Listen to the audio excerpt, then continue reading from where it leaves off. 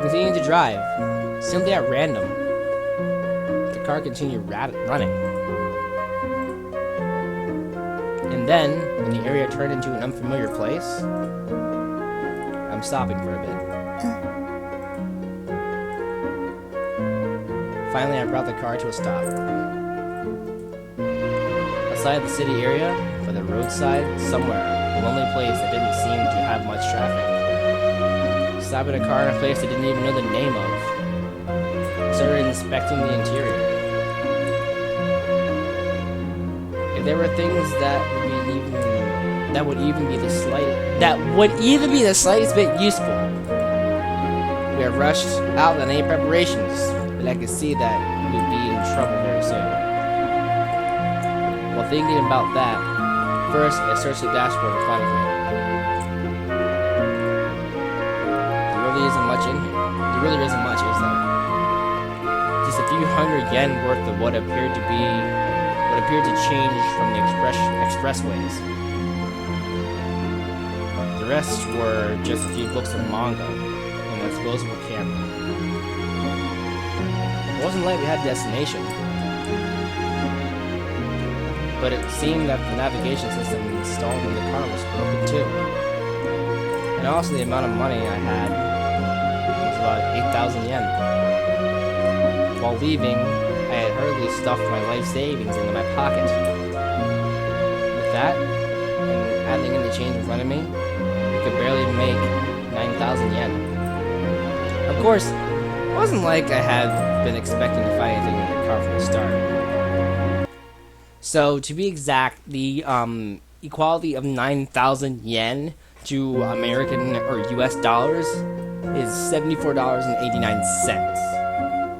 Thank you, Google unit translator thing. But with this budget, we'd probably be in trouble really soon. I could definitely believe that we wouldn't find decent lodging.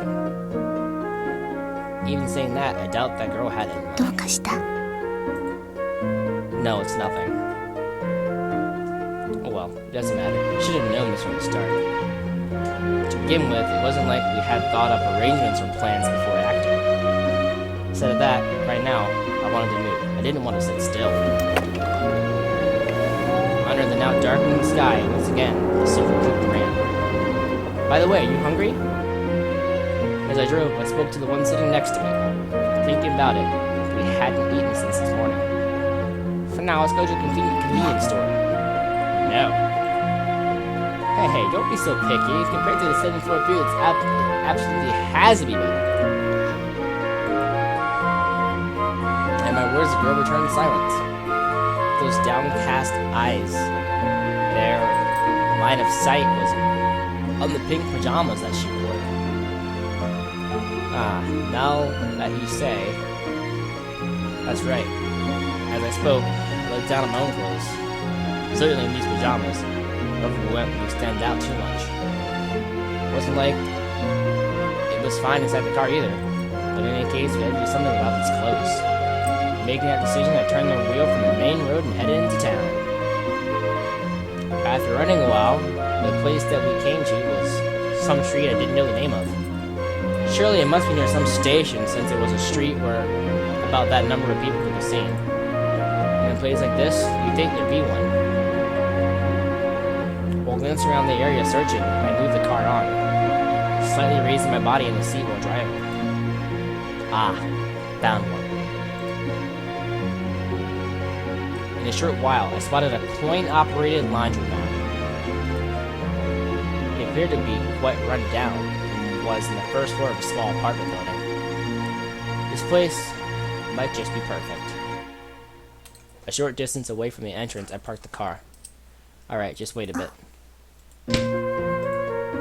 Leaving the girl who was making a puzzled face, I headed to the coin-op laundromat on foot. Just past the automatic doors, my nose picked up scent of bleach and detergent.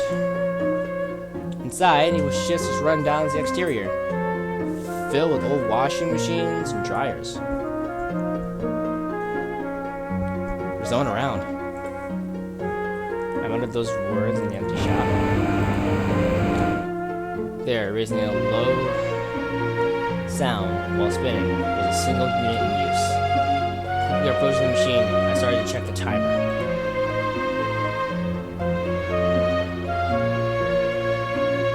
It looked like 200 yen had been inserted, and it was set for 30 minutes. And also, it had been going for only 5. Most likely, until it was done, the person was passing time somewhere. Without deduction, once again from the entrance, I looked around for someone that seemed like that sort of person. Then, making sure no one was in sight, I placed my hand on the revolving dryer's door and suddenly opened it. Opening in the middle of the dryer cycle, the machine was forced into a stop temporarily. Ignoring the blast of heat and damp air, I took out a mass half-dry clothing from inside. Then, carrying it just like that in both hands, I looked around once more before I put the shop behind me. Seeing both of my hands full of laundry, the girl raised a bit of a surprised voice. However, paying no heed to that, I threw them into the back seat. Well, we're going. Room. One hand on the wheel, I eyed the pile of laundry I had thrown in the back. At a glance, there it was, all flashy-looking jeans and sweatshirts. All the sizes seemed to be on the large scale side. They were still wet, but inside the car, the heat from the vents, they'd probably be dry soon. Later, change it to something you like.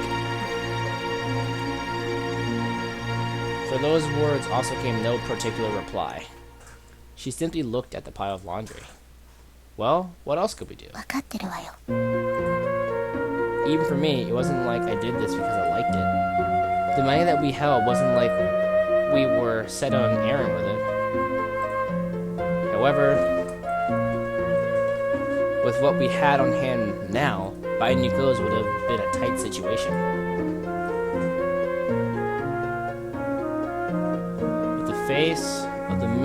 When the face of the moon really came out, we were driven for a while. I stopped the car near some park somewhere.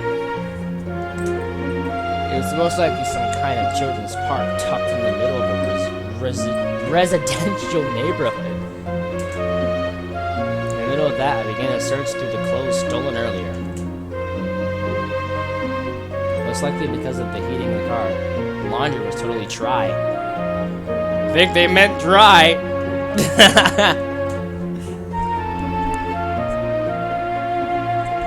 Looks like it really is all guy stuff.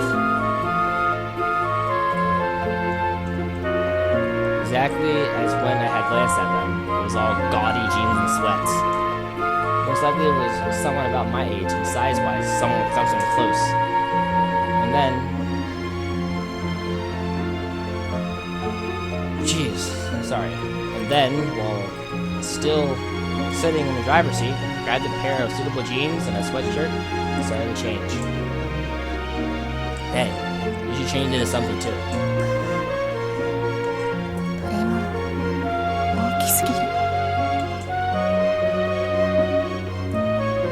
And you're going to always be in pajamas?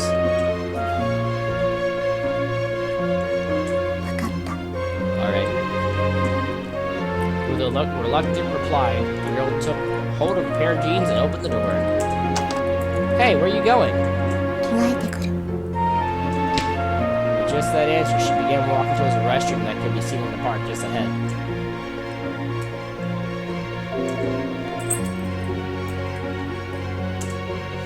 Click. Hey there, that was quick. In moments, the girl returned. The pink pajamas that she'd been wearing up to now was in her hand, and she had changed the jeans in a white sweatshirt. Well, it's good you managed to put something on. There was no reply. It was something I saw coming. The size was too much and dropped rather heavily on her.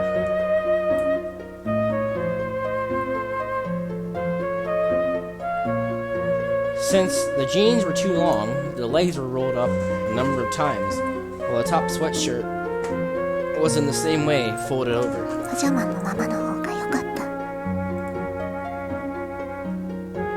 Well, don't say that. It's a bit warmer this way.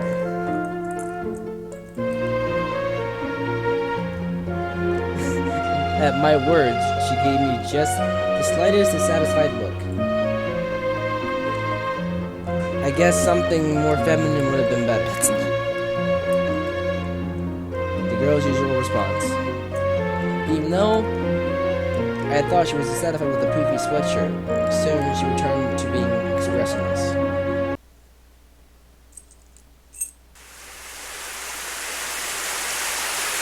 Suddenly it started raining. As if it had forgotten how to stop, rain spilled from the cold January sky.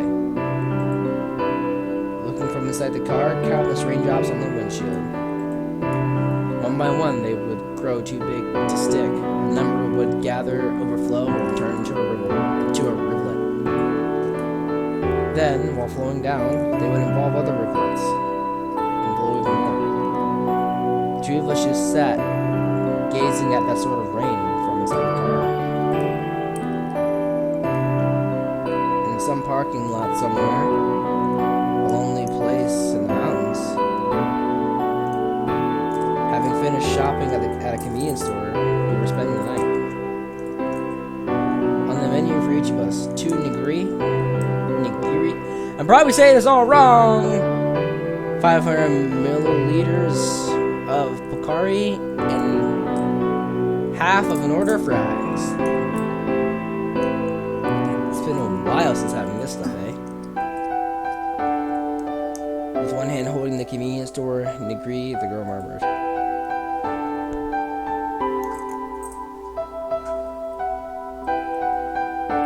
Thinking about if normally it wasn't all that splendid, compared to the food on the 7th floor, it was good enough. Then, when both of us reached out towards the fries, suddenly the girl's hand stopped. Something wrong? While answering, her line of sight towards the wetly fogged windshields.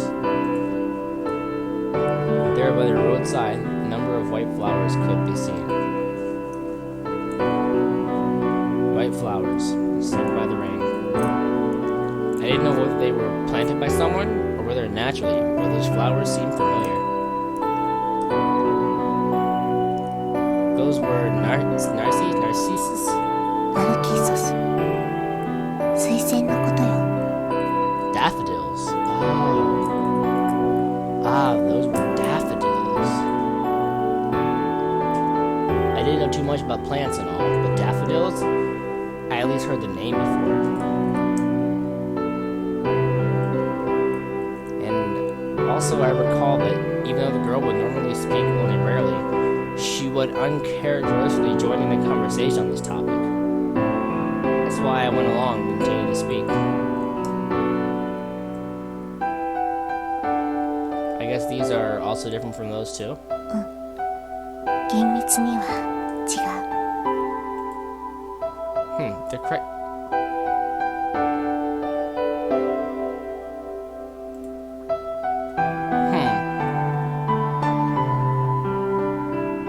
They're quite rare things, then, aren't they? 別に Not particularly. どこに They're でも everywhere. あるわよ。 Whoa.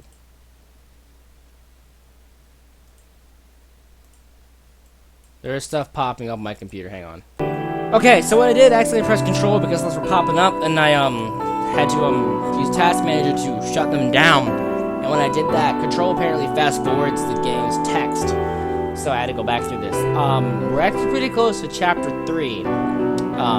Thanks to accidentally fast forwarding it. So I think from now on what I'll do, since I split chapter 1 into 2 bits, I'll probably and chapter 2 into 2 bits. From now on, I'll split all the chapters in one entire bit. I think that'll work. So, get back into this. Everywhere? Like, where? For me, it wasn't like I put very much meaning in the statement. It was intended simply from the flow of the conversation as a natural question. And yet she thought for a moment. And suddenly opened her mouth. 西 West. West? 淡路島が有名。 Awajishima is famous. Awajishima! Hey, wait, Abojishima? You mean, just how far away do you think that is from here? Someone who had just started driving like me, I couldn't even make a guess. Most likely it was about 700 kilometers, and even using the expressway, couldn't even begin to estimate the time it would take. First time, considering our funds, it certainly didn't seem enough. Even if we stayed off the expressway and used the smaller roads, the cost of gasoline itself is ominous. Look, don't say unreasonable things now. There's no way we could go to such a place, right? 誰が行きたいなんて言ったの？ Eh? 問われたから答えただけ。 Just that answer, the girl once again gazed beyond the windshield at those flowers. The glass inside of the car, cold from the rain, was fogged white. She cast her gaze beyond even that. It wasn't as if I wanted to go there also. However, it also wasn't as if I had another place to go.